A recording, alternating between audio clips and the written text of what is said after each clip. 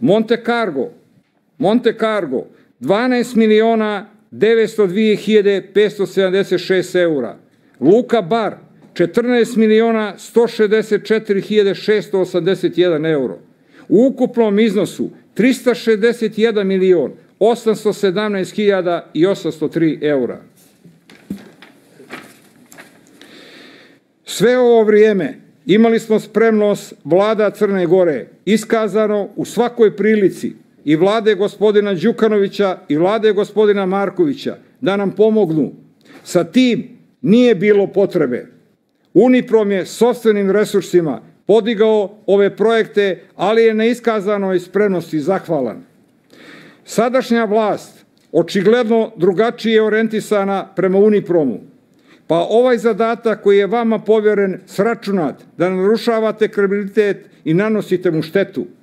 Preko ove komisije ići prema predstavničkom domu građana Crne Gore, Skupštini, kako su radni uslovi u kapu, uslovi pakla, to je intenzitet i želja, posljedica čvrste odluke da se Uniprom predstavi kao tajkunska kompanija koja stiče profit žrtvujući živote i zdravlje sopstvenih radnika. To neću dozvoliti jer sam ga stvarao krvavim radom punih 40 godina. Samo ja raspolažem sa njim, upravljam njegovom imovinom i njegovom sudbinom. Ni Uniprom, ni mene ne možete poniziti niti doživjeti da od vas tražim pomoć ili vas obraćam za bilo kakvom molbom. Umjesto da kompaniju širim i razvijam, izgrađujem nove pogone i fabrike, a već smo preko 50% crnogorskog izvoza.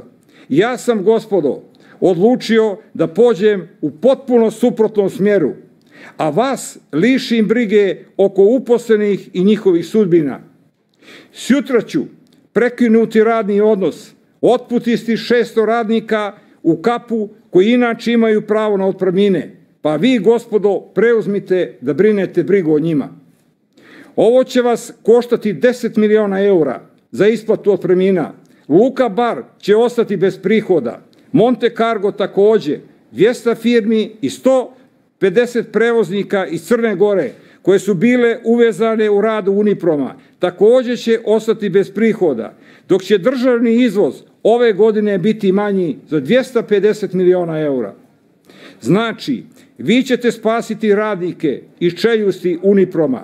Ja ću imati ličnu i korporativnu štetu, ali ćemo vam, gospodo, izgleda jedino mogućim putem staviti do znanja da se sa Unipromom niko i nikada neće moći poigravati, pa i ni vi, gospodo. I ja vas pozdravljam i želim vam puno uspjeha u daljem radu. Gospodo, možemo da idemo, predsjedniče. Da li možete da idete? Mislim da je nekorektno da se pojavite kaubojski i da izdeklamujete svoje, a da ne saslušate one zbog kojih se napravila ova komisija. Ne saslušate one zbog kojih se ova komisija i sazvala. Koga ću ja da saslušam i šta ću ja da radim? Ja odlučujem o svom životu i o svom poslu. Da, a ko vam je napisao govor? Gospodine Pejo. Dobro ste ga pročitali sad. Sjedite sa nama da razmijenimo argumente. Dobro. To vam ne priliči godinama ni ovom domu. Da vam saslušam, a doista da suočimo argumente ovdje sa radnicama. Evo vidite ovo nepoštovanje. Procedura.